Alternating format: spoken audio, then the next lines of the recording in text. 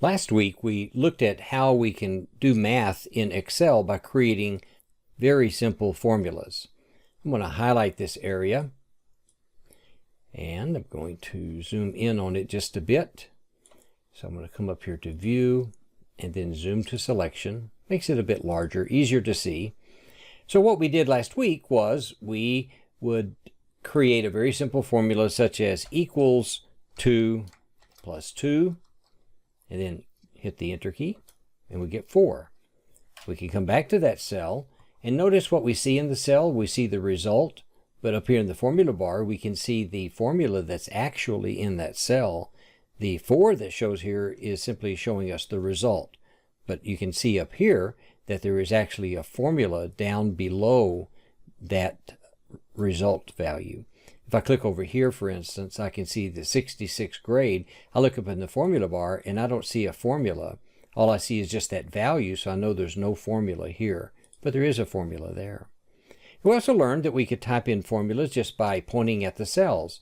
So equals 75, and then maybe plus 82, and we're just clicking on the cells. We hit Enter, and we can do the math this way. And so we can equals one cell plus another cell, we have a result. But sometimes we need a lot more information than that.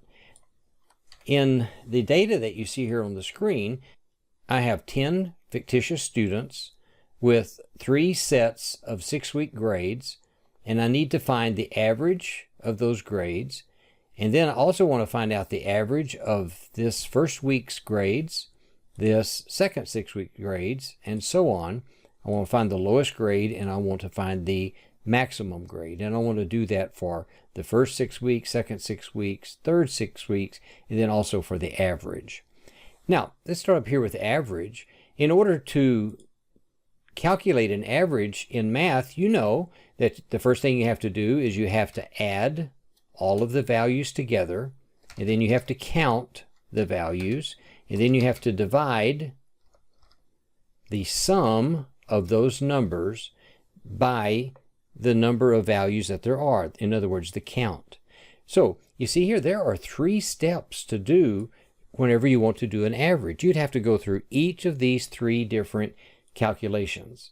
So let's just do the first one here. To add the values, we would type equals, and we could come here and type this, and then plus, and then this one, and then plus, and then this one. We could do it that way, and then hit Enter, and it's going to give us a sum. But what about counting those? Well, right now we can see there's 3, but what if there were 37,313? You can't just see that.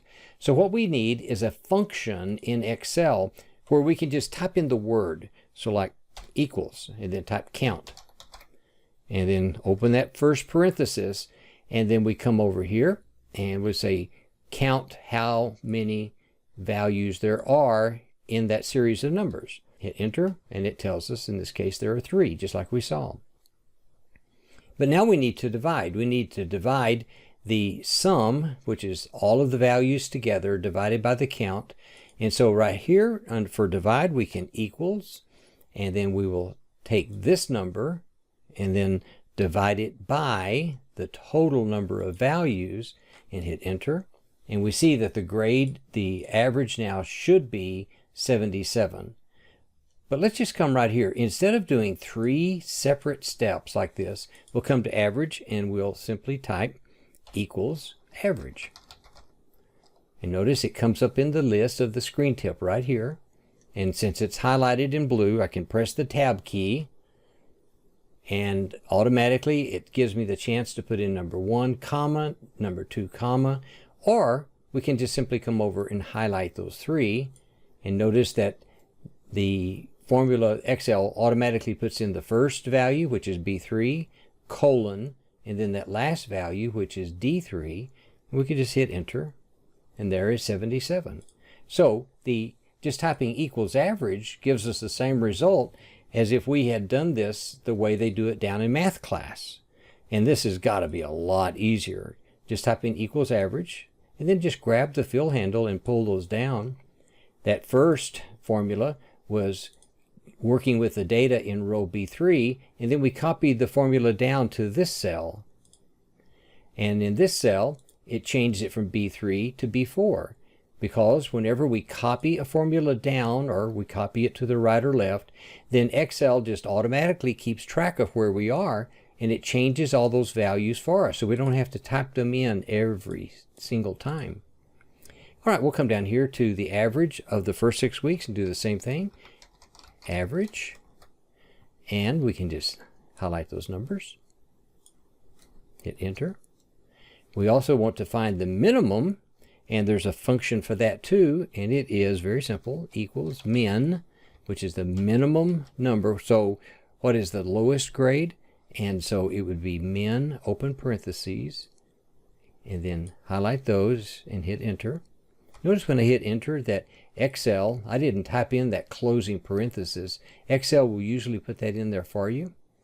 And so I need the maximum, which means the highest grade. So I need max, and highlight this again, and hit enter. So I had 96 is the highest grade, and 60 is the lowest grade, and the average of the first 6 weeks was 79.1. I can highlight these three, and I want to copy the formulas over so I can get the average, minimum, and maximum of the second 6 weeks, the third 6 weeks, and then of that term. So let's grab this fill handle, we'll pull this over, and you can see here I have a lot of decimal places. We'll just reduce those decimals by coming up to home and then use the decrease decimal. And so here we go.